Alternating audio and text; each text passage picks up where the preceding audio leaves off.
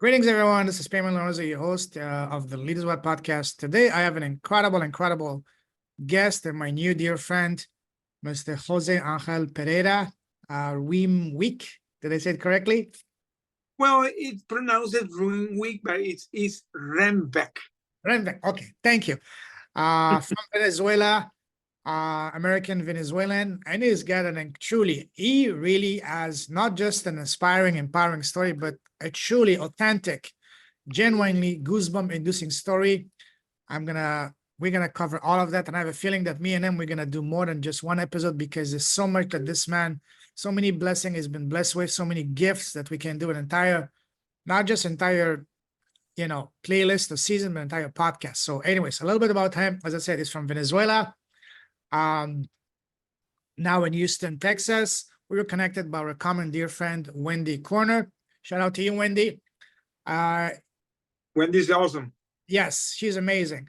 Angel is a high-powered former executive in the oil and gas industry. He was a CEO of a company for which he started working in 1985. He worked his way up to CFO and CEO, and then in 2017, he was accused of being an American spy in Venezuela, and he was arrested and held in captivity and hostage for 5 years. So imagine that, 5 years in a jail, wrongfully accused in Venezuela, and finally has been freed. And he wrote a book on that, From Hero to Villain, the story of his life. And now he's a leadership coach and motivational speaker, targeting mostly the Latino market in the US and the world. So I'm very honored to have connected with them. We spent the last hour having a beautiful art conversation about life and lessons and gifts. And I'm really happy to bring here my new friend, my brother, Jose Angel. Welcome to the show, my friend. Bienvenido. Thank you, my friend. What an introduction. Thank you. I really appreciate. And by the way, that conversation we were having, we can stay hours talking. Absolutely. So tell us, for people who don't know you, we're going to talk about your story, your business, and all that you went through in a moment. But for people who don't know you, tell us, who's Angel as a man, as a human being, and as a person? Well, first of all, I'm a man of God. I'm a father. I'm a grandfather. I'm a husband. I had 38 years with my wife. Wow. 38 years married, but we have 43 years knowing us. Holy. So we begin to be fiancé 43 years ago. We were 2 kids. That's beautiful. So we were in high school. We were in high school when we met, and we got married. We had 3 kids and 3 grandsons. And in 2015, we married again, and we renewed the vows, and we did the second marriage. And I offered her that this December I'm gonna do my 3rd marriage with her. So because I marriage in Malaysia, okay. So I have 38 years with her. By the way, part of because today I'm here is because of her, what she did to bring me back. So that the hero of the story, I always say, is her. The hero of this story is her. All what she did to bring me back during 5 years. We're gonna be talking about that, but believe me, she did a lot. She did a lot. Beautiful. Thank you. We'll definitely unpack this in a moment. First of all, what I like to do is ask a series of rapid fire questions to further get to know you as a person. Ready? Go ahead. What makes you happy as a person? Well, today I'm very aware about the small things in life that I enjoy. Like you saw my dog, my dog is a pug. Frankie. Frankie. The pug, they snore. They snore like and in the morning when they are in the bed with us and they are snoring, for me it's a joy. They are alive. They're with me. Then these type of things today I appreciate it. In the past I didn't appreciate it. Today I really appreciate it. Yeah. The small things. Love that. What makes you smile? Seeing my grandsons happy, that makes me smile a lot. Absolutely. Now, what makes your heart sing? What sets your soul on fire? Well, knowing that everybody in my family, I'm a very, very close to my family. And when I see that everybody's okay and things are going okay, that really for me is a joy. Absolutely. Family first. Family, God, else, the top three things always. Absolutely. Absolutely. Now, on the other side of the spectrum, what makes you sad and angry? Sometimes things that are happening in the world that I don't understand. And I can tell you something. When I came back, I always say that I came back like in a time machine, because being 5 years disappeared, lost in action. When I came back after the pandemic. So I came back in 2022. I didn't recognize the world I came back. It had already changed. The people had a lot of anger. They're very sensitive. You had to be very cautious what you're saying. You had to, there are things that are politically incorrect. So there are a lot of things today that I'm still trying to understand. Yes, it's a different world, a crazy world. Yes, crazier than before. But for me, it was more obvious because I missed it. Maybe when you are in part of it, you begin to get used to it. But in my case, I was 5 years disappeared, and when I came back, I said, "Hey, what happened here?"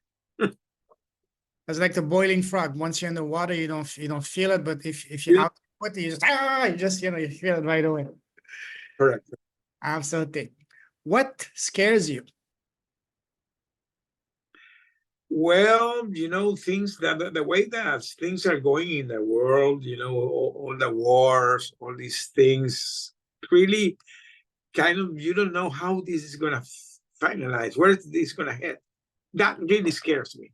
Hopefully, it ends. The people at the top, the people that are, the politician, the people of power, come back to the senses, put their greed, their hatred, to the side, and listen to the heart, and do what's the right thing, what's the best thing as a human being, as a man and as a woman, for not just for them, That for all of us, and for our children, for the future. Yes, yes. Awesome. What would you say, Jose, is your number one personal superpower? Well, today I believe that I learned that things in life you can overcome it. Nothing is impossible, and for me that for me became my superpower. Beautiful. That you can face any challenge in life. Love that. What is one thing that you did not value before that you're now valuing more and more? The family. Oh, I was a workaholic. I was not taking care of my family. Every time I have a story that I will always tell. In the past, when my wife called me, I never had time for her. Always was in a rush. I was in a meeting, in a bar, whatever, and I never had time. When I went to my hospital situation, I was begging to have one minute call with her. So I really realized how the importance of that connection. So today I really value it. do you think that in a way you going to jail for 5 years, arrested wrongly, was a way from the universe to tell you, hey, stop, focus on what's really important, which is your family first and foremost, not your work, not your career, family first. Do you see it that way? Yes, yes. As I said, I'm a God believer, and I'm not gonna say the universe. I truly believe that was God. I truly believe that was God. That in His master plan, He literally abducted me and took me and said, "Hey, my friend, you have to come back." And because he's the guy that can say, "Okay, you're going in the wrong direction. Let's correct this." So yeah, definitely. As I told you, I'm not gonna say that I'm happy that this happened to me, but I'm happy about the lessons that I learned from this. Amen. That's Amen. Beautifully said. Awesome. Now, what is one thing that you valued before, but now you're not valuing as much? well. I'm not gonna say that because it can sound like a cliche. The material things are not important for me because you need to pay bills. But today, the value is like something that it can come. It's not that you're putting that as a priority, because some people have that as a priority, make money, make money, make money. And sometimes you don't know that can be a given. It can come. So today I value more. I'm not so worried about the material things as I was in the past. In the past, I was really always challenging myself, trying to accomplish more things, and that gave me anxiety, because you always was challenging yourself. Today I'm in other position. I'm a different person today. Beautiful, beautiful. What are your three non-negotiable core values? Well, my spiritual belief, and my believing the support of my family, and the things that today I really believe they are important in life. That is basically that the family and God. Yeah, Love that. No negotiable. Sorry? No negotiable. Oh, absolutely, absolutely. You like traveling, don't you? Oh yeah. Well, in the past I traveled a lot. Let me tell you, I have a story that I'm gonna tell here. Please. I was a very big fan of rock. So I became really very, very fan of Hard Rock Cafe. Oh yeah. So during my life, I began to have the t-shirts, Collect them everywhere in the world, yeah. Well, today I have almost 100. Holy. I have almost 100, and those 100 means that 100 cities all over the world where I was, So it's not only the t-shirt; it represents my travels, What is the most special one of all those 100 t-shirts? The one that was the hardest to get? No, no, not the hardest. The most iconic, the London. Because Hard Rock Cafe began in London, and I have the one in the first London location. Oh wow! Okay. I have a story that maybe I don't know if I'm gonna have time to tell it here. Please, let's go, Pablo. Okay. I have a story because that was a visit that I did like in 2005. 20. Okay, so I was going to this meeting in London, and I was excited because I was already making my collection of t-shirts, and I wanted to go to the iconic, the first one that is in London. So I stayed all this week in meetings, because one of the things that I had in the past, because I was always busy with meeting, and sometimes I was having trouble, but I was not enjoying the travels because I was in meetings. So sometimes my family traveled with me, and they enjoyed the travels, and I was in meetings. That time I went alone, so I had to return back. I was living in Caracas at that time, in Venezuela. So I had to return back to Caracas, let's say Sunday. I finished my meeting on Friday, and I decided on Saturday to go and do one of these hop on, hop off, buses, and to know the city. And I asked to the driver to leave me near the Hard Rock Cafe. So the guy left me in the corner, and he said, "Hey, the Hard Rock Cafe is in the front." So I was walking Saturday morning, 11 a.m. in the morning. Nobody was there. It was very nice weather. I was walking to the Hard Rock Cafe, waiting to get open at noon. So when I was walking, appeared a guy in the middle of nowhere with this Hinduist dress, and when I saw the guy, I said, "Hey, where this guy came from?" So the guy began to chase me and said, "Hey, do you want me to read you the future?" And I said, "Hey, this guy's gonna run me my wallet, So I began to walk, faster, and the guy continued saying, "Hey, let me read you the future." And the guy And the guy continued chasing me. And then he said, the name of your wife is Mervis. My wife's name is Mervis. It's difficult to know. Wow. So when the guy said her name, I turned and said, how do you know the name of my wife? And the guy told me, okay, I wanted to get your attention because I really want to tell you the future. And you have to be careful because you're going to have a travel in a plane that's going to change your life forever. Oh, that was your plane back to He gave me Venezuela. Goosebumps, yeah. that Sunday, I was going to travel back to Caracas. I really was thinking that the plane could crash. So I called my wife. I was planning to cancel the flight. And she told me, are you going to be believing that bullshit? Nothing happened. I came back. I left my life. And in November 21, when I was flying to Caracas, happened my situation, coming in a plane to Caracas, and it changed my life forever. So the future came 12 years after. Do you still have that guy's contact by any chance? No. I don't know who is. I don't know who is. It was It an appeared. angel. It was like an angel. It appeared in the middle. The guy announced me what was going to happen to me. And believe me, Payman, I stayed all my life thinking when that travel will happen. Every time I was traveling, I was thinking in that guy. Because he told me that the situation was going to happen in a flight, in a plane, and that will change my life forever. And it happened. Did that scare you from getting on planes?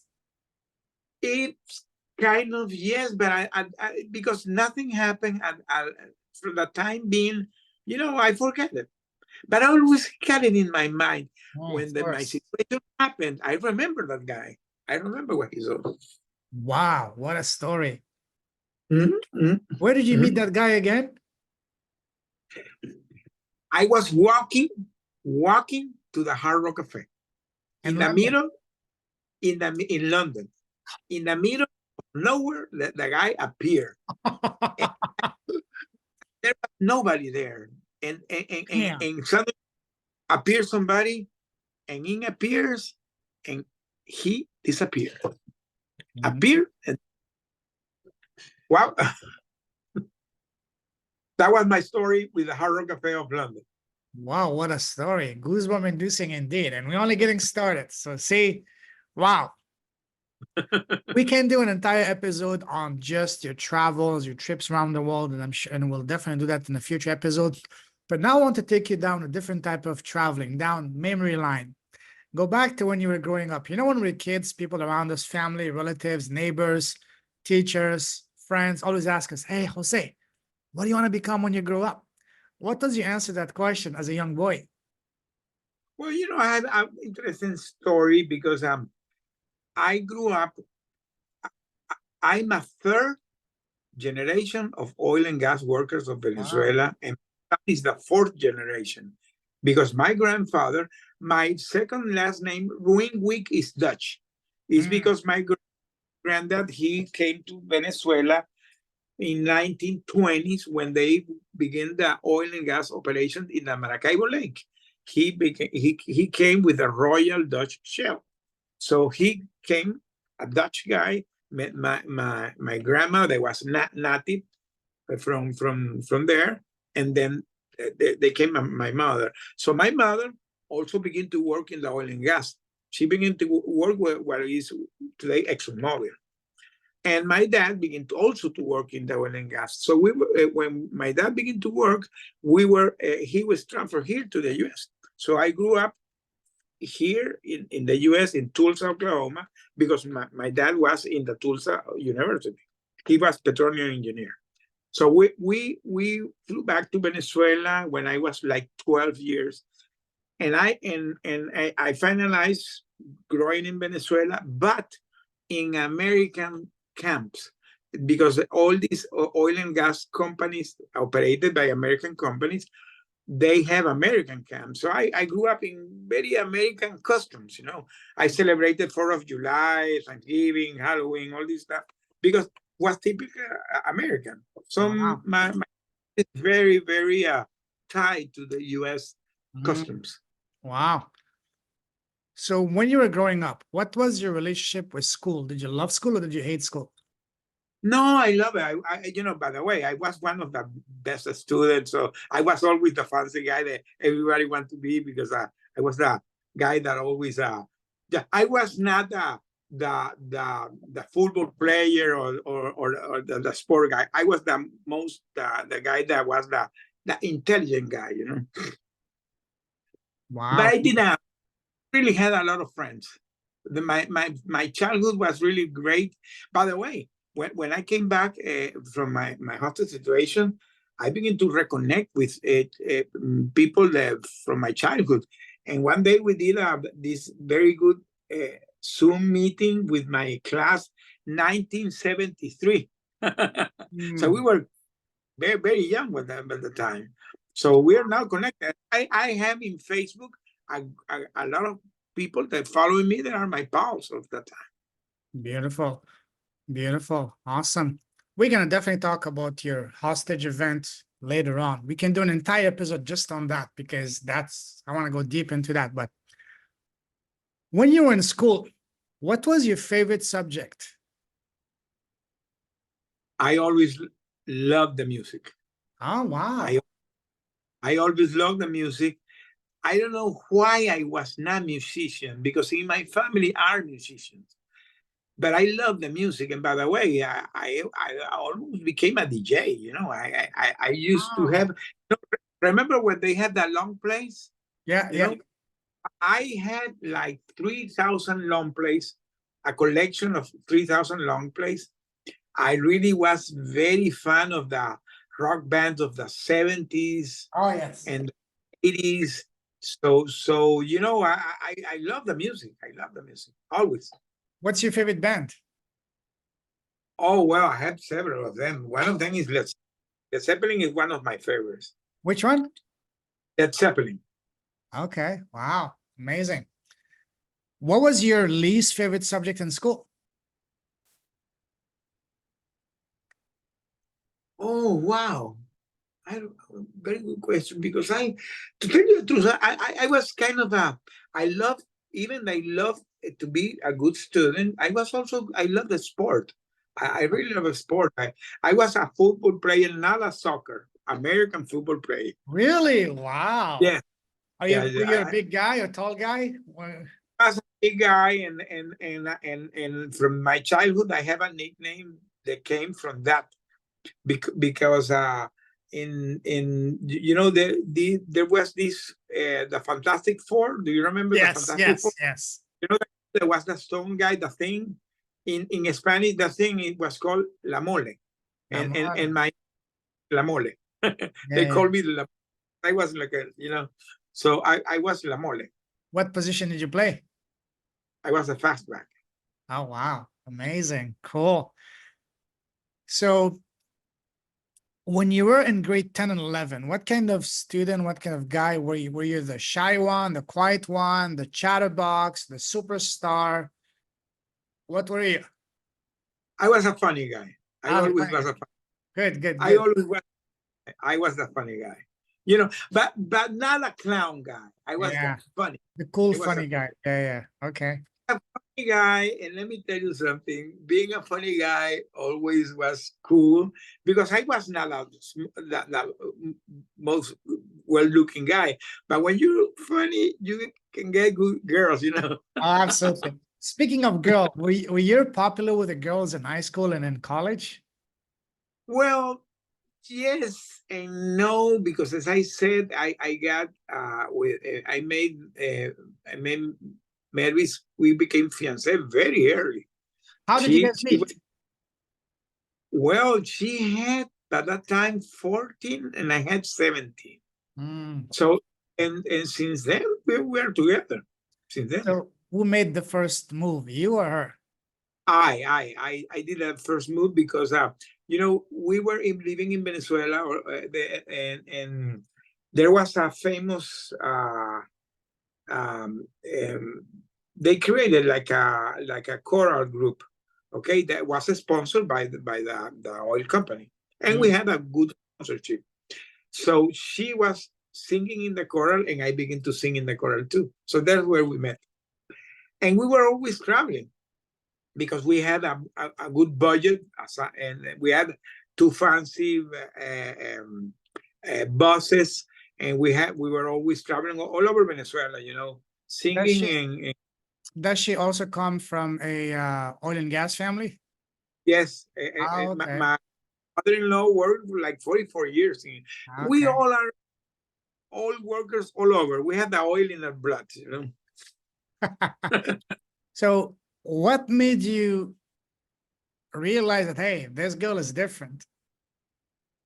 Oh, she was different, really. She was really different. Not she only was beautiful, but she was a character, you know. And by the way, she had, yeah, she caught my attention. Okay, wow. When did you know that, hey, she's the one?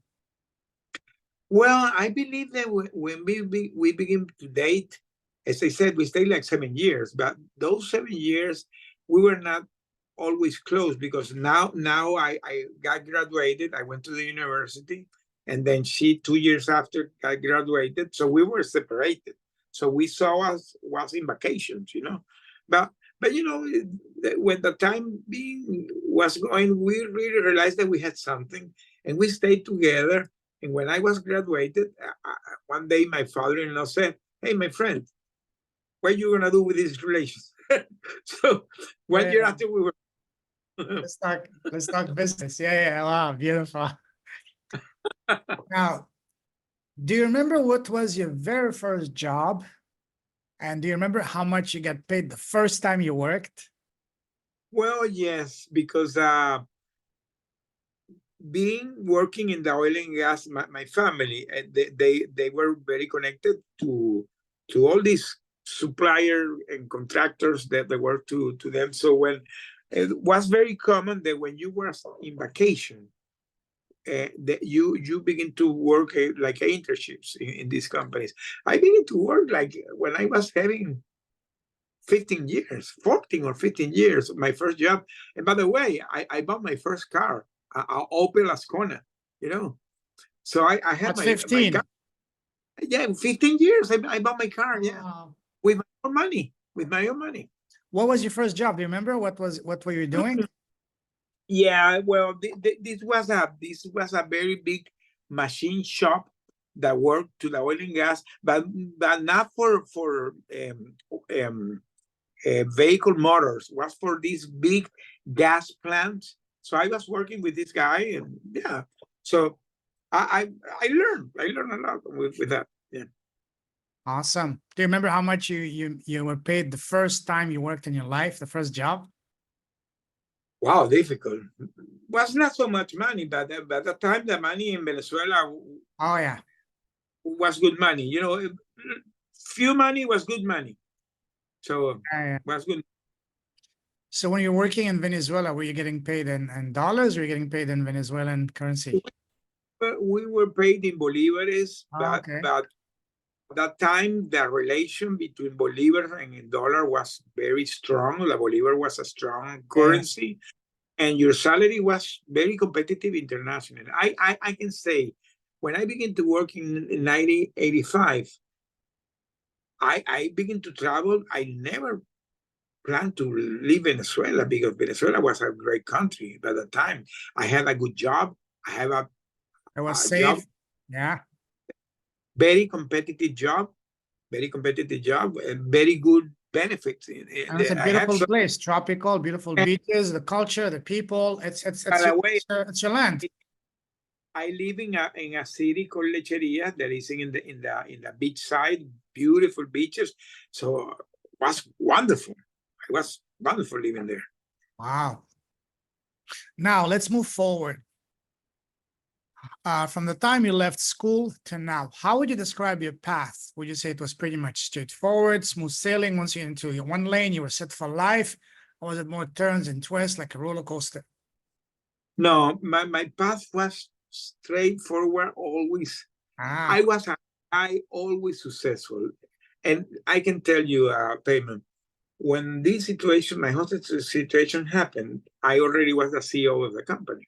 One for my situation, because my situation happened in November. So I remember that in October, I was going to my office. I live in Houston, and from my house to where the CITGO office, where the main office are, maybe 25 minutes commute.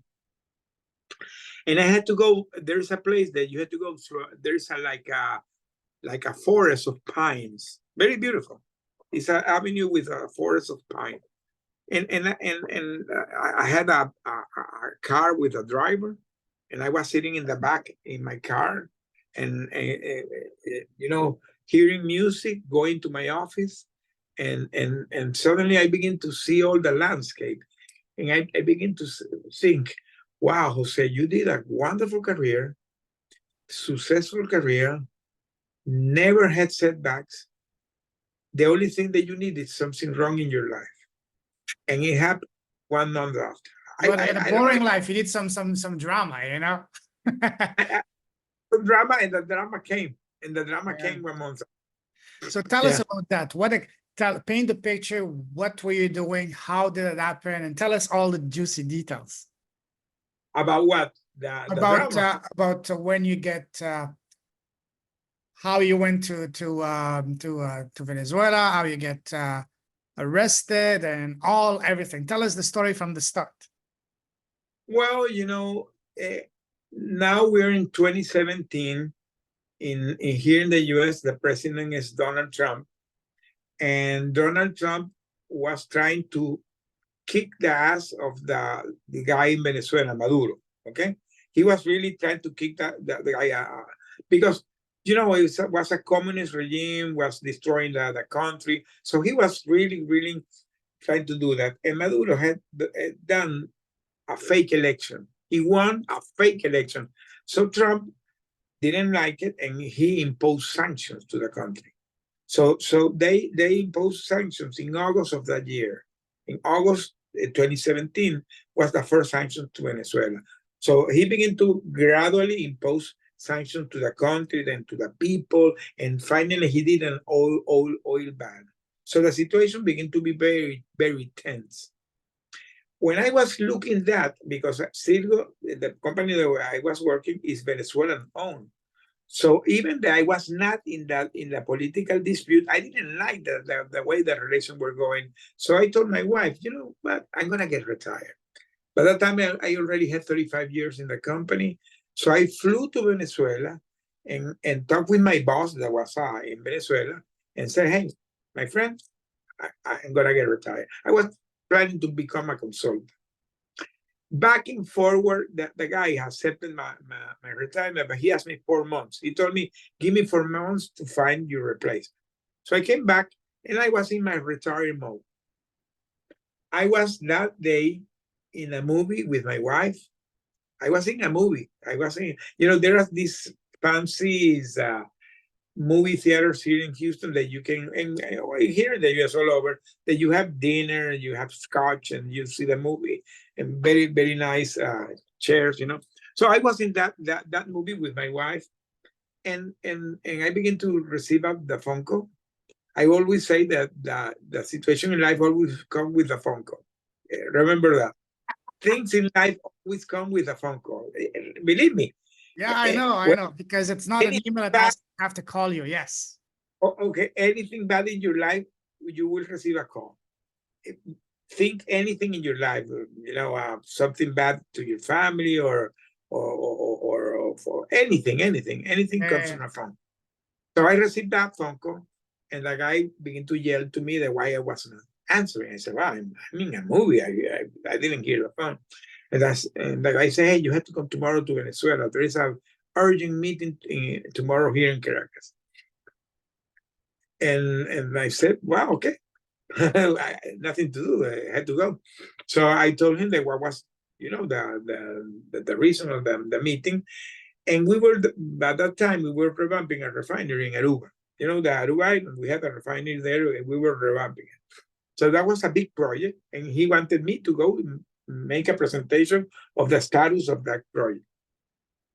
So I told him to who should fly with me. And he told me that he cherry-picked the people that should fly with me.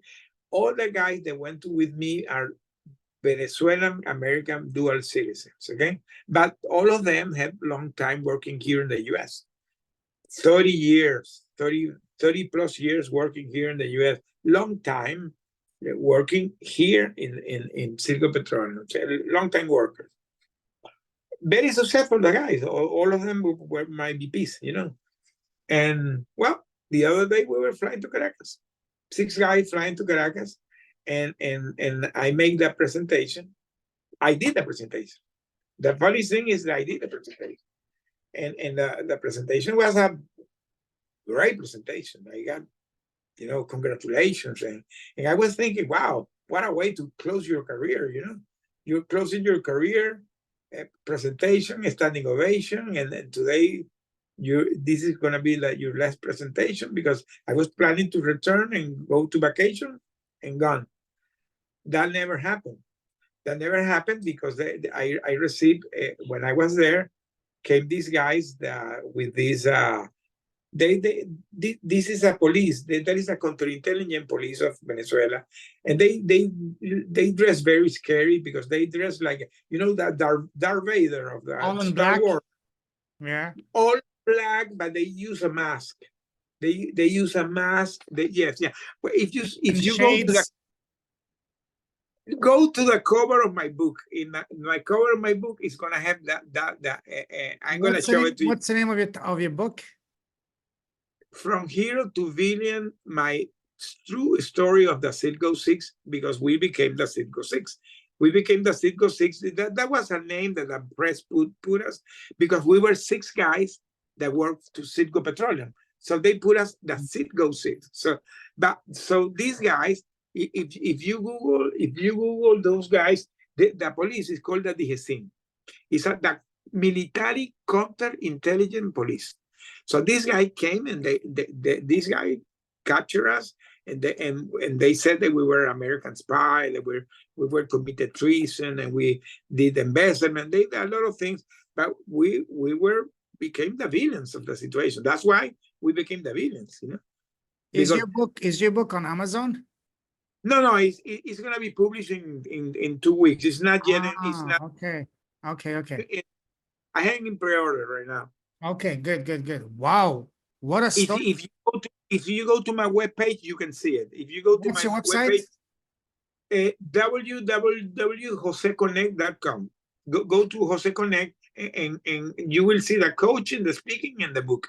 Go to the book, and you will see the cover of the book. Jose Connect, like connecting? Yeah, Jose Connect. Okay. Jose Connect. Okay, I see it. Okay, wow. Go to the book. Go to the book link. Okay, wow. Okay, you know, the building that you see in the back, that is the helicoide. That is the dungeon. I see it. Wow. That is the dungeon. And the guy that you see in the front, this is the way that those guys dress. Wow. Because this is the police, the Maduro regime, they use this guy to capture people. You know, the political prisoner, this is the guy that take care of them. Wow. Scary guys, very scary, very scary guys. Wow. Amazing. And then they arrest you right away. They took you for US spies. They put us the handcuff, and then they put us in an armored truck, and we stayed like 12 hours going all over the place, because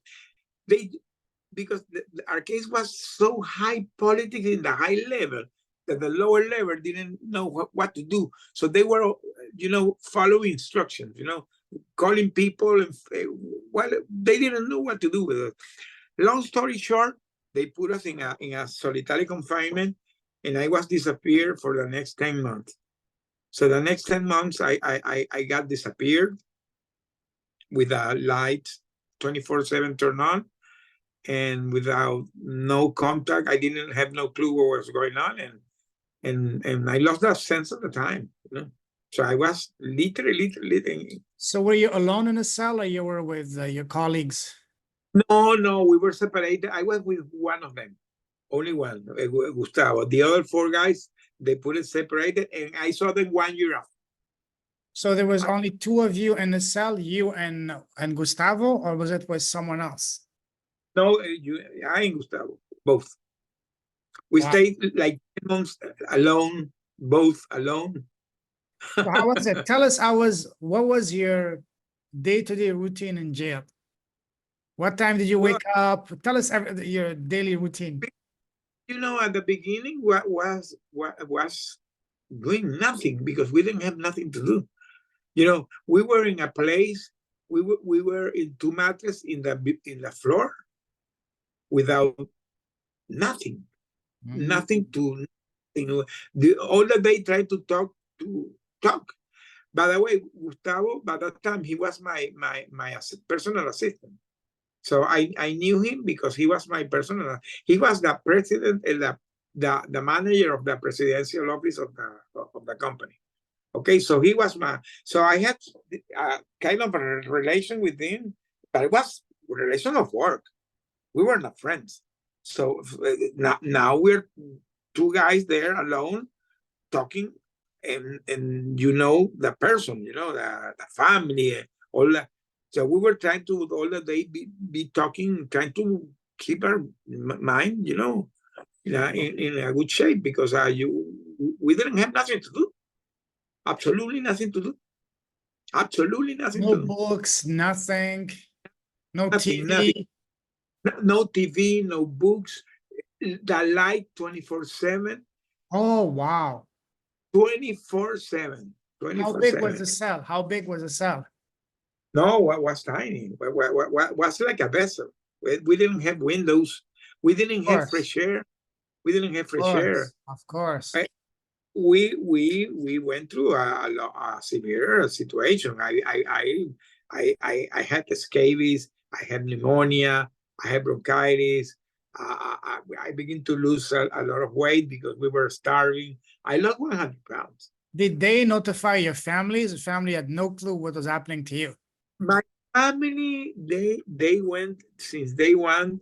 They because I had at that time a son that was living in Venezuela. My middle son, he was living in this beach town that I said he was living there. I had a house there, so he was living there. So he flew to Caracas. Was like by plane 30 minutes flight, and by car was like 4 hours. Okay, so he was flying or driving, and he began to visit me, and they were telling him that I was not there, so I was disappeared. So, but at some point, they managed to contract a lawyer, and then through the lawyer, they knew that I was there, and so they began to ask my family to bring me things. So I began to receive things from my family. I knew that my family knew that I was there because I began to receive clothes and medicine and stuff that I knew that was my family that was providing. But I saw my family.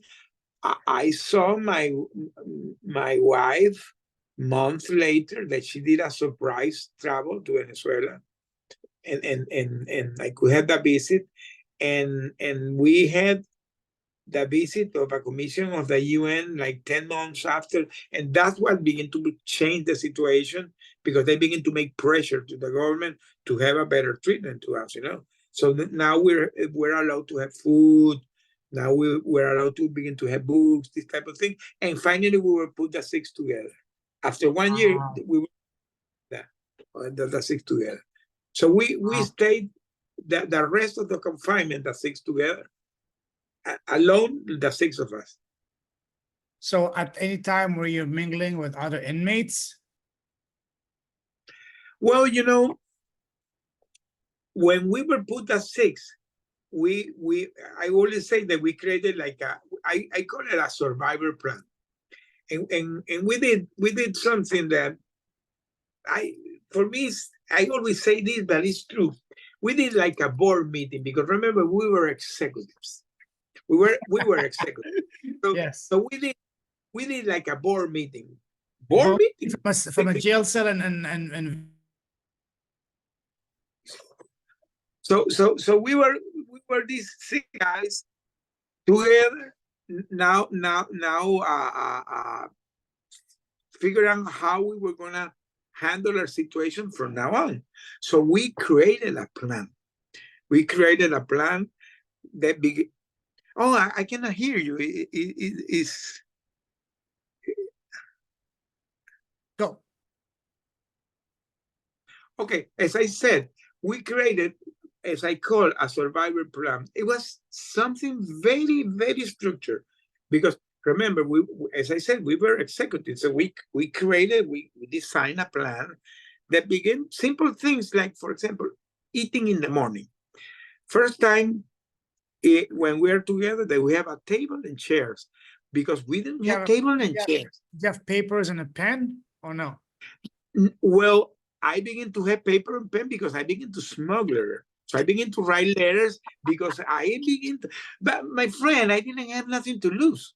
Sure. So I took the risk because I said, what is the worst that can happen? Yeah. So we took the risk. I asked them, bring me pen and paper, and I begin to write letters.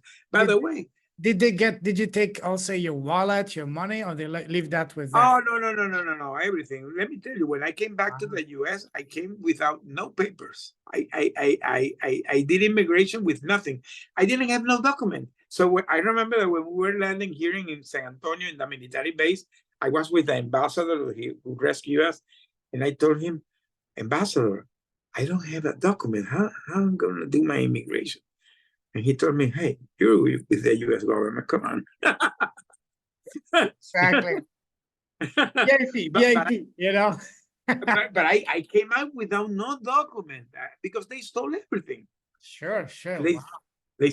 They stole everything. Yeah, they stole. I used to have a Venezuelan passport. I don't have Venezuelan passport now because I stole it. I'm not gonna go there to make of course, like crazy. Yeah. So when you were in jail, so were you guys only by yourselves, the 6 of you, or were you also sometime mingling just like in the movies and the courtyard or at the lunch at the cafeteria with other inmates? Dependent, that was an evolution. In the beginning, we were totally isolated. I can say that we have stayed isolated maybe 2 years. Maybe 2 years, because remember that we were for the Venezuelan government, we were like a high ticket. Okay, they have another ticket. They were the political Venezuelan prisoners. So they had 2 types of prisoners. They had the military prisoners and they had the political civil prisoners. And we were with all these guys, but we were separated. We were so separated that every time they, for example, when we were going to go to the patio to take sun or to have the calls, they locked everybody. They didn't want nobody to see us. So we were like a high ticket for them. When the negotiation began to evolve, we began to allow to have this type of relation with this guy, but we were not in a normal prison. Remember, we were in that dungeon that you see in the cover of my book. That is a dungeon called the Helicoide. That is where are all the political prisoners. So I was with high-profile prisoners, militaries, politicians, human rights, high-ticket people, journalists.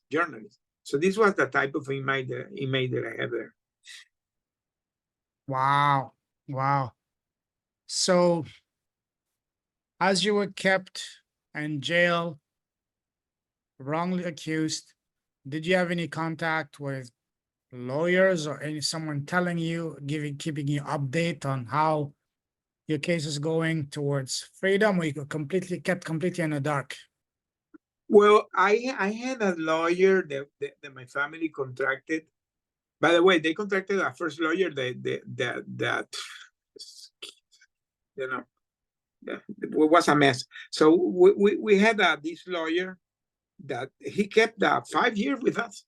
Mm. So, but you know, the problem with this type of situation, because this is something called the hostage diplomacy, that you are, they create you like a sham trial, a shame situation, because they have a objective that is this leverage you. So you really have the lawyer to document your case. So my lawyer was documenting that he has no ability to influence the decision, because the decision was taken by the government. So we were prisoners of Maduro. You know? So, but our lawyer, he was always documenting everything, because in the future, I have a case. I don't know what I'm going to do with that, but I have a documented case of all the violations of our rights and all the stuff that they did to us.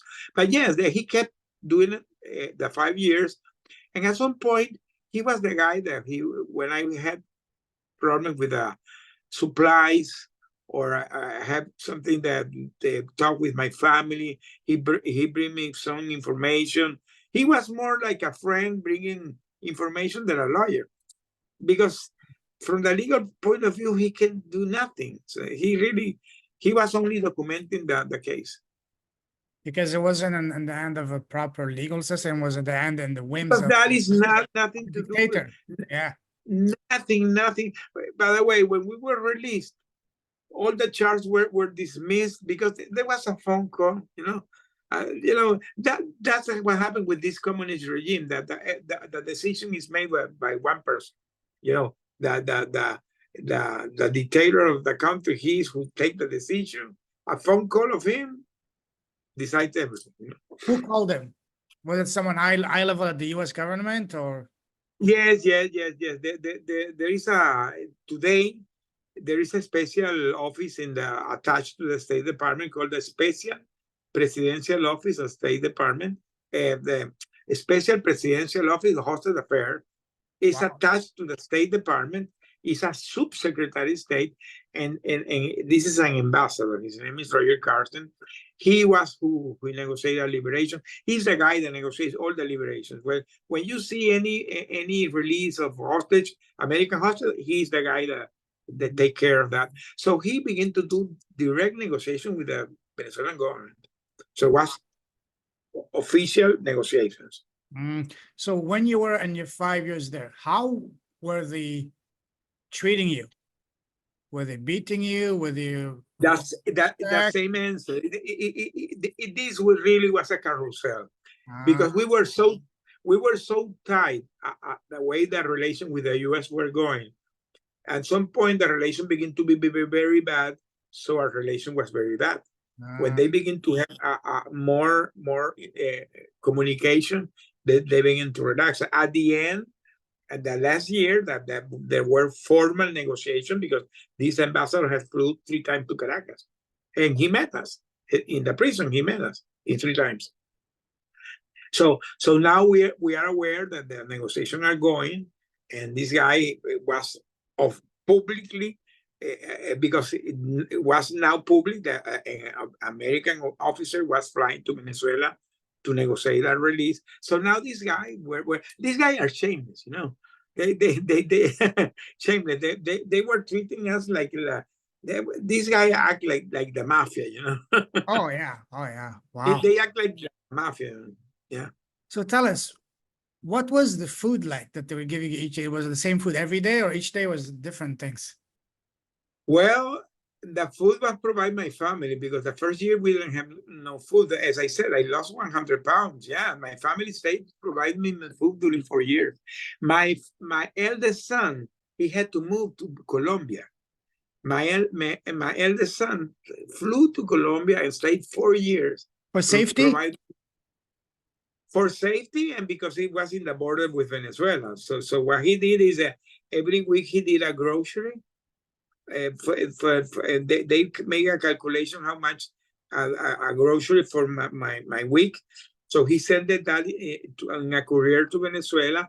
Somebody picked up that, and they cooked, and they sent me the food to the cooked food. Wow. So the prison was not like providing you foods that they would 3 times a day. I stayed the next 4 years, I always was eating the food provided by my family. Because if I will eat the food of the prison, maybe I got sick or something happened because the food was terrible. So They allow us to have that food because, again, because the negotiation, they already approved that we begin to receive food. so what And were what a big logistic do that. so what were they giving you the first year? You said the first year that you lost 100 pounds. I mean, you can't live a year without eating; you would die. So what are they giving you to sustain you? I can tell you, I stayed sometimes 2-3 days without eating.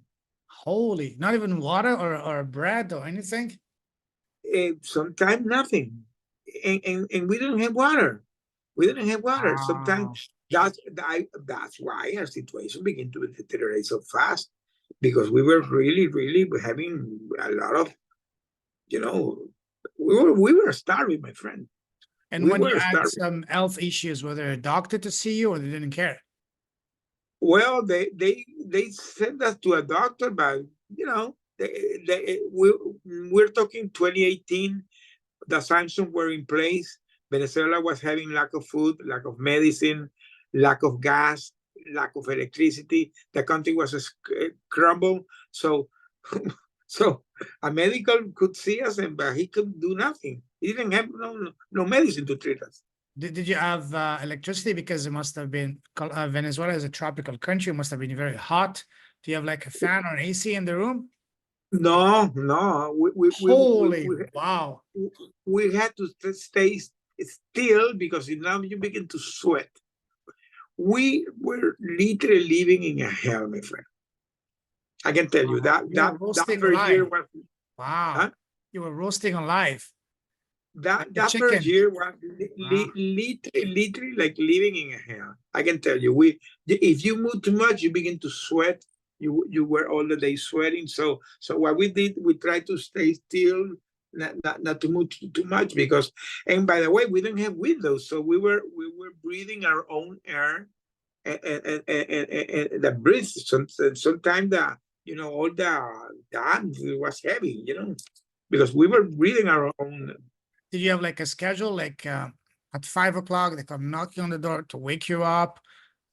Or you just sleep whenever you want, you wake up what you want? No, because this was a military installation, so they treat us like we were private, that military way they treat a private, that's the way they treat us, like So we were private. what does that mean? That in the morning, 5 a.m. in the morning, wake up, and they didn't leave you to stay in bed resting, and you had to be awake. You were not allowed, if you try to sit down to do something. They were always looking the cameras. They So were what were always you looking. doing? You were just standing? Were they making you work for free, or what were they doing with you? No, we were not doing nothing, but they didn't allow us to stay asleep. We had to be awake. Oh, that's worse from psychological tortures. Wow. That's a psychological torture, of course. Wow. And by the way, these guys, when they came in, you cannot see them in the eyes. We're not allowed to see them to the eyes. Were they wearing masks or to cover the face? No. But you have to turn your eyes. You cannot see them in the eyes. Wow. If you don't have to talk with them, you have to talk with them. That was a psychological torture. Did they use violence or force or beat you up at any time? In our case, no. Because again, we had this high ticket. But we had the wall that separated the room, that we learned after some time that in the other side of the wall, there was a torture room. So we heard when they were beating people. So and we heard it in the night. How did you guys feel when you're hearing those screams of men just beside you? Can you imagine in the middle of the night, you trying to sleep, hearing people screaming, how you can feel? That's further emphasized the psychological torture must have been hell. Wonder, hey, am I going to be next? What's happening to these guys? Of course, that was your feelings.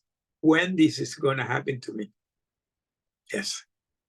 Did you have like at least once a week phone call to family, or?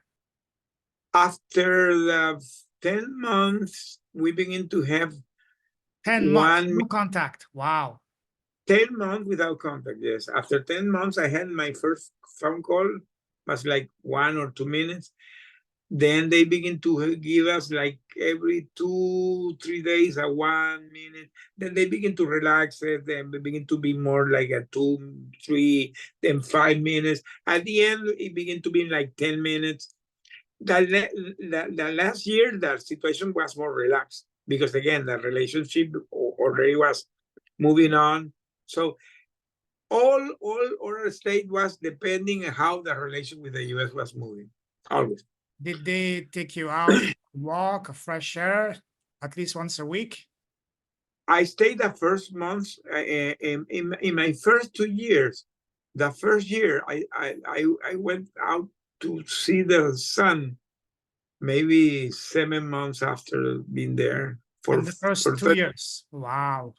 for 30 minutes. So the first 2 years Wow. were terrible, my friend. Were terrible. We That's stayed months without seeing the sun. I can only imagine the pain of what your family, your wife must have been going through because they had no idea.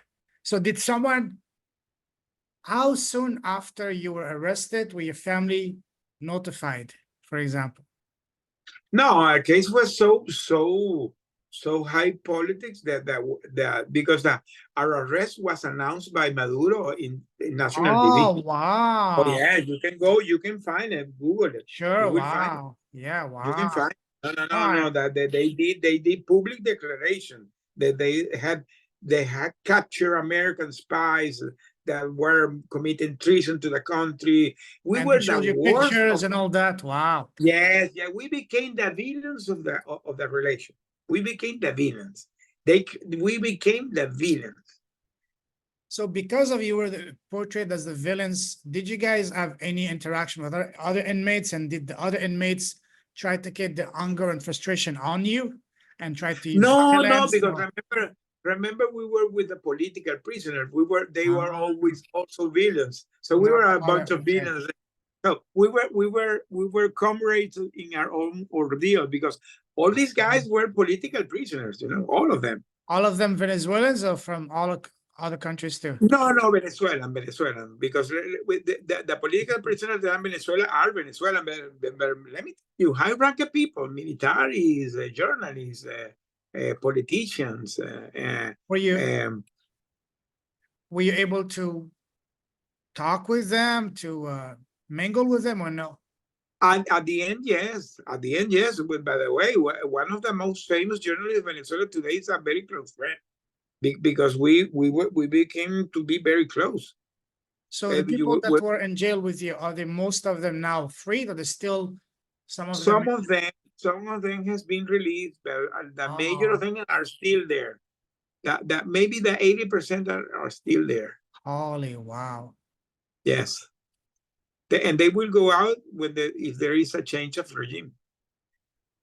Damn. Wow. Yeah, yeah. So were you transferred at any time from one location to another location? Yes. We stay in the two locations. Because there are two dungeons in Venezuela.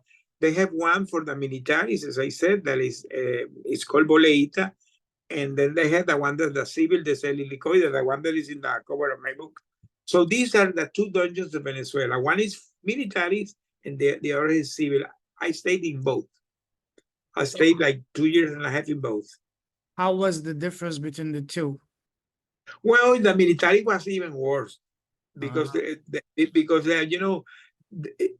militaries beat militaries, because these militaries that are in the prison were political military prisoners, were against the government. So these guys were beating these guys, that's the and one and not getting, only okay, tortured, and yes. not only beating, they did something. They did something they called the collective punishment. So if somebody did something wrong, everybody was punished. So Wow. we were in the middle of the fight between two militaries, the militaries with the ideological difference. Wow. Yeah, it That was is terrible. It was crazy. terrible. That is crazy. So when did you find, when you found out that things were going in the right direction, how did you find out? Did someone tell you? Did your family told you when you called them? How your lawyer came telling you? No, remember I told you that I began to smuggle those letters. So now I'm having communication with my wife because now they are providing me the food they were providing me the food 3 times in the week, every Tuesday, every Thursday, and every Saturday. So they brought me the food for 3 days. Now I have this executive fridge, this small one. Oh, So I wow. put it there, and I have a micro, so I could Okay. take it and heat it. Okay. So having that, I had to return the trash cans to recycle them to provide more food. I began to smuggle those letters in the double bottom of the trash cans. So I created like a double bottom, and I began to put the letters inside. And my wife did the same. So we begin to have communication through those trash cans every 3 days, and we stayed doing that for years. We stayed doing that for years. By the way, my book is based on those letters. Wow. So when you were at that time, when you're able to get food from your wife and family, were you staying in the cell by yourself or with some of your colleagues or with other people? No. Now we are together. Now, by the moment we were the 6 together, So at and that the time, 6 were receiving food. The so 6 were receiving food from okay. each family. So Wow. every family did their own logistics. How big was that cell for six people? Was it big enough for six or No, the size of your living room, for example? No, 100 square foot. Oh, Was wow. it was like living in a closet. And one bathroom for all of you guys? One bathroom a very tiny bathroom, by the way, very tiny. Everything was very tiny. But in that place, we did exercise. We sanitized it because now is the pandemic. We were taking care of having that always sanitized. So we were taking care of our health, really. Was there a place to shower, or they would take you outside to shower? No shower. We have that, this 5-liter bottle of water, the 5 liters. That was one shower. One bottle of that was one shower. So no shower. So were they refilling the bottles for you, or the bottle was sent by your family? No, we had a tank, a 500 liters tank, and they brought a vacuum truck, so it filled the tank, and that tank we had to have the water last 1 week, so they refill it every week. So my guys, because they were engineers, they made calculation how much water you can use. So we were using three bottles of 5 liters. So we were using 3 gallons per person per day. So you were showering every day or every other day? No, we did it every day, but with 1 gallon. I showered with 1 gallon of water. So I'm very, very good at saving the earth today. Wow. because we were showering, not shower. Yeah, we have a gallon. The water on yourself, and you were doing it on No, the you were toilet? trying to do it. You were trying to do that. Just your hair. Oh, wow. Your hair, you try to wash yourself. Yeah. And you were pouring the water on you over the toilet, right? Because the water has to go down. Yes. So I can tell you that people cannot believe it, but we did that during 4 years. Okay. We stayed doing that during 4 years. Damn. And when you finally found out that you would be released, how long did it take from the moment that you were notified that, hey, you're going to be released, and the final day that you're actually released? 1 year. Holy wow. What was the hold up? The negotiation, because this guy were asking a lot for us. This guy at the beginning were asking to get lifted the sanctions. Then they were asking to get lifted the sanctions to the country, and they begin to ask to get lifted the personal sanctions. Now they were asking to get lifted the oil ban. Then they begin to ask to get lifted. There is a famous drug lord that it was on one of the partner of Maduro. They were asking to get Alex Saab released. So they begin to ask a lot. Every time was a lot of pushbacks, back and forward. And to the U.S. take the decision. Remember, here the U.S. is difficult because they have to have congressional approval, bipartisan approval. Process, So yes. any decision had to be. So at the end, Biden approved a prisoner swap. We came through a prisoner swap of the two nephews of Maduro, and he had to sign a presidential pardon. Did you at any time feel that, hey, maybe it's not going to happen? Maybe the US is not going to give what Venezuela is asking for? Definitely, we thought that could happen. When we saw that was going to happen, because as I said, it lasted 1 year, because the first time that Ambassador Castro appeared in Venezuela was December 2021. We were released in October 2022, 1 year after. But so when we received the first visit of him and we saw him physically there, we said, man, we're gone. So he coming like every 3 months, he was coming back. And so in the second time he came, he could release one. He released Gustavo, the guy that was with So me. how did you select? How did you select who's going first? That's something you guys they decided. Well, no, because he was having some family. So you guys agreed together. Okay. Yeah. So I don't want to, for privacy, I don't want to Sure, mention absolutely, that. absolutely. Okay. But there was a very, everybody was aware that he should have been the person to be the first, and so everybody was happy that everybody was happy to have him. But that then the next 3 months he came and he went back with his empty hands. So now we were going to say, okay, this is becoming difficult. We found that we could really get released after, because Ambassador Castro went in March 2022 and then in May 2022. When he flew to Venezuela, in those days, it was running the war with Ukraine. And there was another prisoner that was in Russia, Trevor Reed. So he flew to Russia and he could release Trevor. Trevor was released through a prisoner swap. So when we learned that Trevor was released through a prisoner swap, we said, wow, we're going to get released. Because we said, if this guy got released in the middle of the war, we're going to get released. Wow. Okay. What a story. What a story. And I had a question, I just forgot. Wow. What was the one thing? So at the end, when they released you, so did the behavior of the guards that initially were not even able to look them in the eye, toward the end, were you able to look him in the eyes or no? Yeah, because remember that there is something that happened there. You became like friends almost?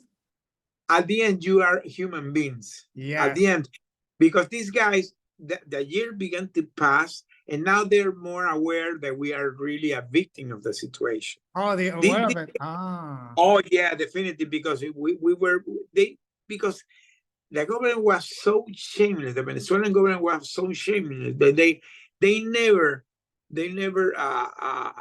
said. They were shameless.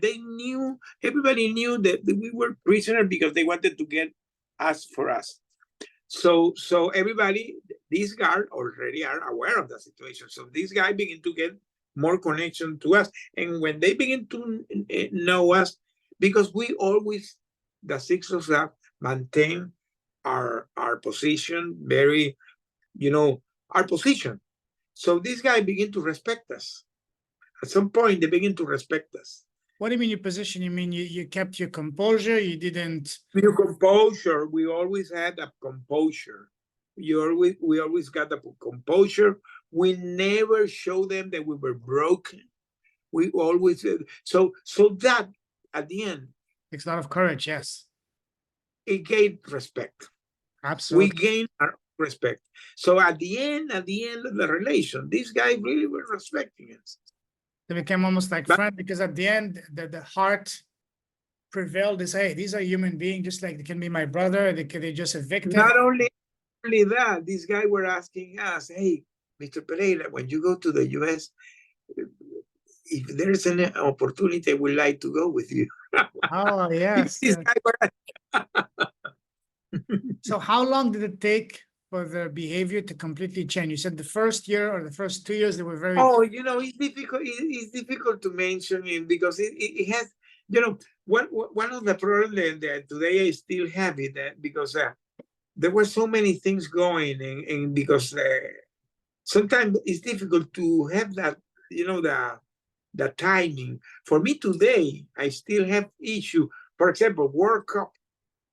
I miss World Cups. So when somebody talks about the World Cup, I say, what World Cup? So your brain is difficult to handle this type of thing because we had a lot of missing dates in our brain, So I don't know. It was in that second year that situation began to evolve. It was an evolving situation. Slowly, yeah. It was slowly, but we managed to maintain the composture and that we were not being broken, and that gained us respect. Sure. These guys really begin, they begin to respect us. Did you guys keep in touch with those guards? No. Okay. Wow. And then, were you allowed to like visits from your family? At some point, yes. As I said, everything was an evolution. But I didn't have family. So the guy that was visiting me was the guy that was providing me the food. So the guy that was preparing me the logistic, he began to visit me, and I took the opportunity that we became friends, by the way. We became friends. He's my friend today. So when first the Venezuelan government started negotiating, the first demand was lifting the sanctions, right? Yes. So how soon, when did that change from lifting the sanction to a hostage swap? Well, it happened that it took years. The problem that happened with this type of situation that is called the hostage diplomacy is that the people typically stay 5, 6, 7 years because are hard negotiations.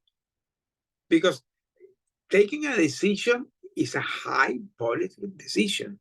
Sometimes the president of, for example, the president of the US, he's a hard call to take those decisions. So that's why these negotiations sometimes take so long, because they had to put everybody on board. They had to have the approval of the Congress. It's a difficult call. It took years. Wow. It took years. How long did it take before you were able for the first time to have your family visit you? My wife, the first visit she did was like 3 months being there. She made a surprise visit to me. So 3 months after, okay, wow. Yeah, it shocked me. She stayed like 3 hours. She traveled from here to Houston to Caracas, and she were allowed to be 3 hours with me. Oh, that's good. Yeah. But I had a 3 hour talk with her. And there's where I begin to hear that all what they were doing. They were negotiating. They already were having conversation with the U.S. government. So after that meeting, I begin to say, okay, there is something happening. It lasted like 4 more years, but it gave me a lot of hope. Yeah. So did they give you some privacy, leave you in a room, or was always someone standing? Always, and they were recording everything. Wow. They put it in a place that was all wire. So we knew that was all wire. So you had to be careful what you were saying.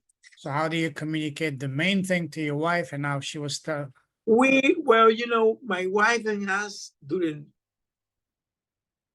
that time and during the years that came, we created like a secret code. We created our own secret code that today we laugh because Can you we share some create of that? Can you share some of that? well, yeah, for example, let me say you that during the Trump administration, one of the they were having a conversation with Mike Pompeo and Mike Pence. And Mike Pompeo, we call him the volcanic because Pompea, the Pompea city. Yeah. So when we were talking about the volcanic, that was talking about Mike Pompeo. In the Biden administration, when they were having meetings with Anthony Blinken. When they were talking and blinking, we were talking about in Spanish, blink is parpadear. So we call him the parpadeador. So how did you set up the rules initially? Was it through your exchange of letters, or because you can't do it with the cards and everything listening to you? In exchange of letter, we created the rules. For example, Trump, we call him the bachelor. A local. The bachelor. I remember he had a program called the Bachelor. Washington was La Colina. So we created some code that we understood that for example, the ambassador of Venezuela, his name was James Story. We call him el novelero. How about verbs? It's one thing for names, but how about for verbs? Like some things you can't really say it outright, but you want to say it in a different way. Well, we tried always to use we had a lot of secret code that because we were always thinking that the letters they could discover them. They never discovered, by the way. I don't know why. I think it was something of God that they never discovered, but because I have the original letter here.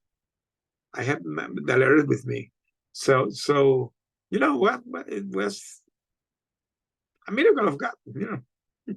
You know what would be fascinating is to do another episode with you and your wife of her side of the story, what she went through, and eventually, if you're open, just an idea, crazy idea, interviewing your other colleagues, just a crazy idea, because I want to hear their story needs to be shared, you know. But you know what happened? The situation, everybody faced the situation in a different way. Of course, my other colleagues, I met one of them 2 weeks ago in Washington. That we went to an event in Washington. But in December, the mayor of Houston did call us to his office, and we got surprised because he did a proclamation and he declared the CITGO6 Day here in Houston. So now we have our own day in December 19. Every December 19 is going to be the CITGO6 Day here in Houston. wow. So we day. So that day we got a surprise because I received a call. I didn't know they were called, and when we got there, were all these guys with their family and their kids. So we had the opportunity to talk about. It was a great reflection, but most of them decided to stay silent. You know, they decided to go to the peace of their family, and they don't want to talk, and I respect that. Absolutely. That, you know. You were vocal because you wrote a book sharing your story, and now you Not only that, but it's part of my personality. I always has been vocal. So for me, and today I have a therapist that work with me. By the way, I have it today. I have every Thursday. I have a conversation. We're friends. We all today we have is talking. But she tells me that the way I decided to face this situation, verbalizing, talking, it has helped me in my healing process. But this is me. This is my personality. So there are some of them that decided to be silent. I respect that. Absolutely, absolutely. Wow. But it would be absolutely fascinating when they're ready to hear their side of the story, to have their perspective. Oh, of course. Everybody. By the way, the way I wrote my book, I did a big disclaimer that was my story. I tell my story of my point of view because if some of them want to write their story, everybody has their own story. Because even we were facing the same situation. Of course. Everybody has a different story. Everybody has, because I have my story with my family. The situation is the situation. But the way everybody faced it with your family, the thing that you went through is totally different. Absolutely. Two questions came to mind. One, when you started writing your book, did you talk to them, ask their permission, or it was just Well, because my book, I don't mention them. don't mention their names? Okay. No. I respect that. I talk about my story. Or do you use It's, codes as well? Use codes, yes. And I do the big disclaimer in the beginning of my book that is my version based on my letters, based on Mm, the situation. And then for respect of the others, I don't mention them. I absolutely. don't mention them because this is their privacy. Any situation, if they want to talk it, it's them, it's their story. So Mm. I have been very careful on that.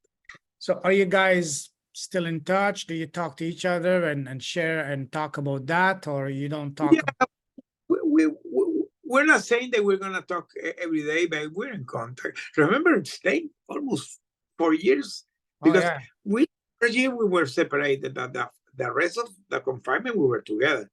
4 years together in a tiny place, believe me, is a strengthen. lot. It's a lot. It's a lot. At some point, you say, "I'm done with you, my friend." Are these guys mostly around you in Houston and Texas in the US? Or are they all over Yeah, the 5 of us are here in Houston, and one is in Louisiana, and they're doing great. Let me good, tell you good. something. I'm very proud of all. I told them when we saw it in December, I had the opportunity to talk with them and their wife and their family. That all the family, everybody did it great. The way that they handled the situation, the families, the kids, all what they did, all the families did it great. I'm very proud. We were 6 guys that did a wonderful job, the 6 of us. Wow. And these guys are now back to working in their careers, or they retired, or Almost us are retired because all of us were over now are over the 60s. So maybe 2 of them are almost are retired. Almost are retired. Are how doing did maybe a how did your company treat you after you were released? well. I have still the situation there unresolved. It's in process. So you mentioned that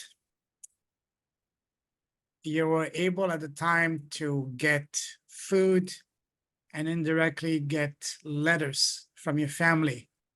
Did that at any time, or was it even an option for you to try to give money to the prison people or even the judges, either through you or your company or the US government, just buying them out to because expedite that the process?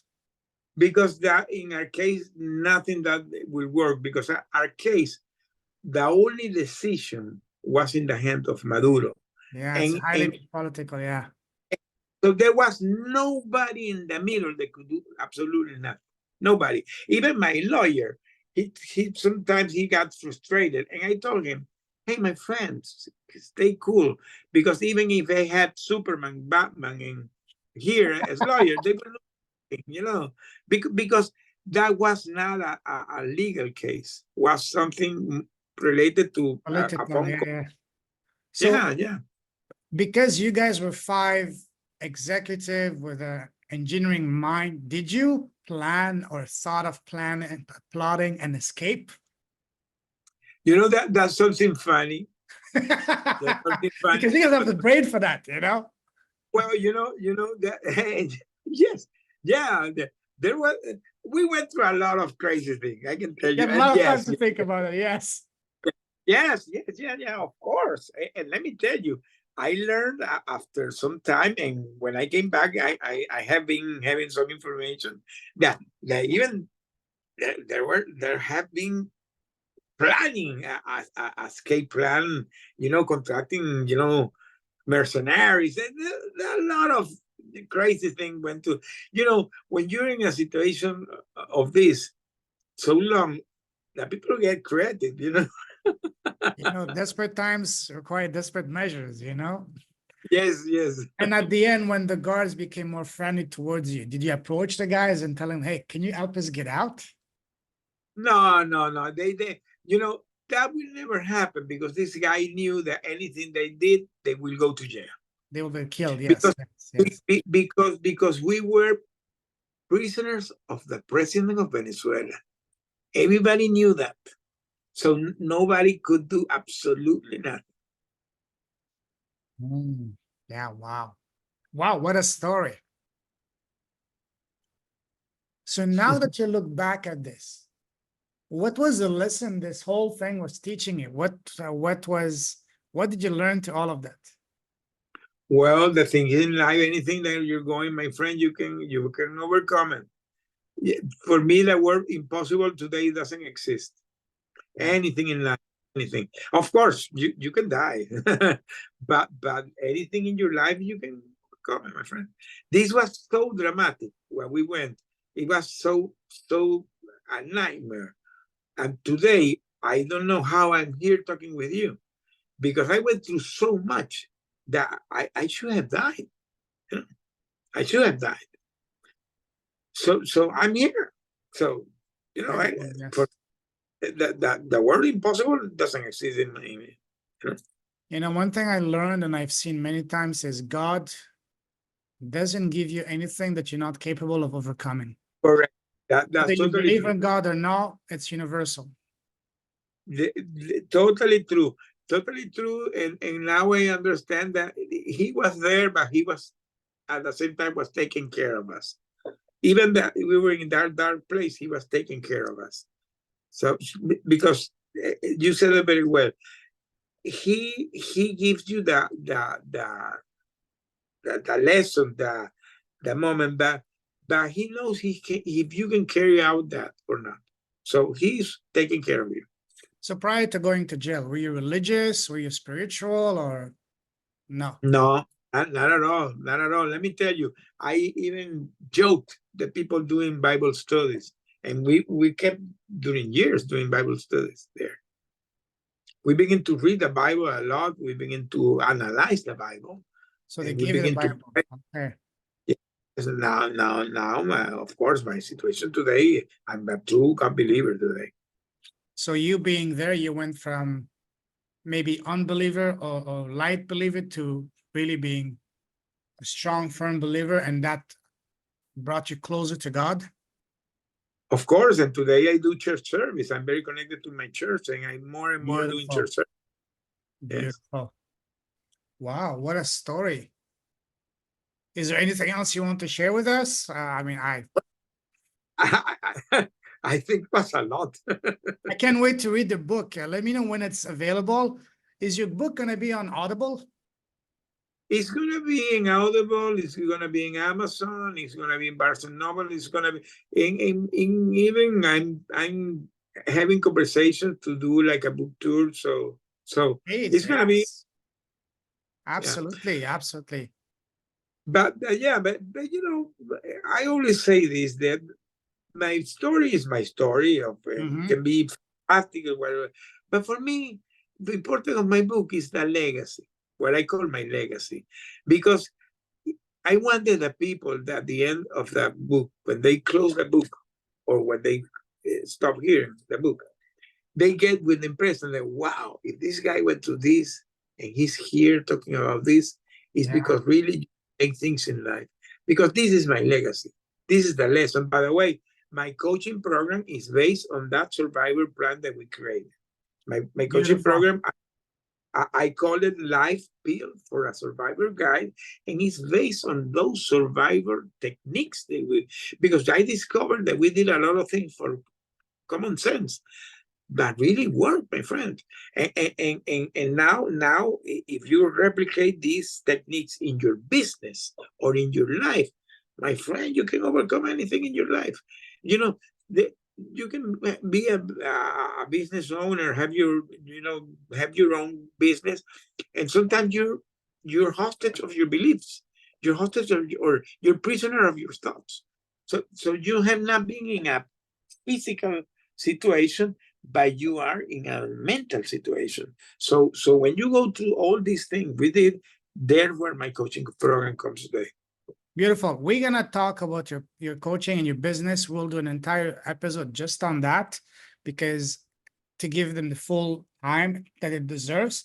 So for today, we're gonna call it a day here. It's quite late for you, and I'm not complaining. We had an amazing conversation, but for the sake of giving your business and all that the proper visibility, proper time, we'll do a part 2 on that. And I'm sure, as I told you earlier, we'll do more than 2 episodes. We'll do quite a few, because there's so many lessons, so many beautiful gifts. You've been blessed with an incredible life, and there's some, we're gonna, peel it just like an onion, layer by layer, with your permission, with your blessings, because your story is incredible.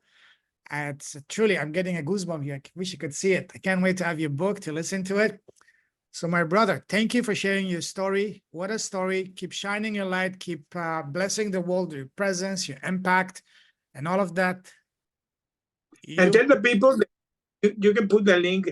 I have my webpage. I refreshed it recently. You Yes, saw it. I was about to ask you, what's the best way to connect with you? Well, the webpage, because I have everything stay there. I Okay. put there. You can find there my coaching program. You can see how is it structured. I have even some videos there, some tutorials.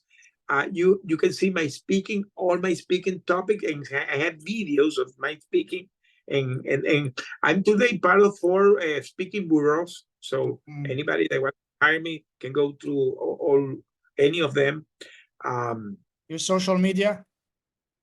I have my social media. I have done a lot of interviews. I have been because I became like a very vocal in the hostage community. Every time any hostage situation is going on, they always are calling me. I've been interviewing ABC and NBC and Univision, Telemundo. I'm gonna have an interview next week, by the way, in ABC, and I have been doing podcasts and doing interviews in magazines. Yeah. I also have now this program that I begin to do in this Christian channel. So I've been doing a lot. I have my YouTube channel that you can have it there too. I have my newsletter. I write my newsletter in LinkedIn. You can find it in everything. You can find it in my webpage. Amazing. Everything. Amazing. I'll put all of this in the show note. I can't wait to get your book. And you need to have your podcast, my friend. You need to have your podcast. What a story. I'd be honored to help you with that. Listen, brother, what's your website again for people so you can hear it? JoseConnect.com. Okay, I'll put in the show notes. So thank you, brother. I can't wait for part 2. We'll definitely talk. Have a great evening and talk to you very soon. God bless, my brother. Take care. Bye-bye. Bye-bye.